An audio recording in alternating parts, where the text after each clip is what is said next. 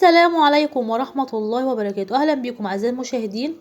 وصفة جديدة من وصفات الشيف خلود. النهاردة هنعمل مع بعض سندوتشات مقدوني ليدز الجاهزة. معانا كده لحمة مفرومة، بشرتي بصلة، لو عندك بصل بودر وتوم بودر بيسهل عليكي تحطي بشر بصلة تصفيها من المية، وتحطي كمون وفلفل اسمر وجنزبيل وجميع البهارات اللي عندك، وتتبليها في اللحمة كده، عشان كده المكونات تبقى سهلة لما نيجي نعملها همبرجر.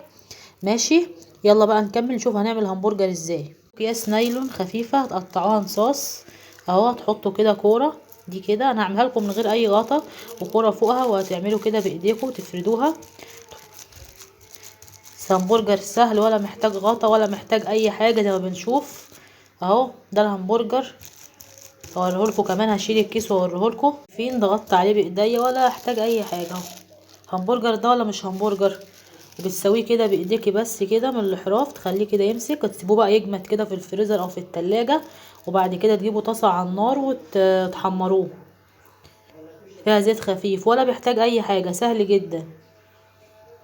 طبعا تجيبوا عيش كايزر جهزوه، وطماطم وفلفل وبطاطس مقليه لو عندكم. زي ما احنا شايفين كده هنشكل بقى مقدوني ليدز.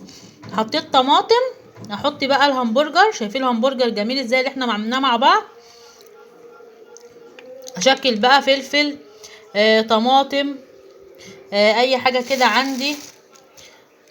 طبعا هو مشهور باللانشون. تمام، زي ما احنا شايفين كده عملنا كده مقدوني ليدز في البيت، تحفه. اذا كانت الوصفه عجبتكم تنسوا الاشتراك في قناتي وفعلوا زر الجرس يوصلكم كل جديد من مطبخي اول باول. حاجه كده تحفه، وبتمسكيه كده وبتاكليه، حاجه كده جميله.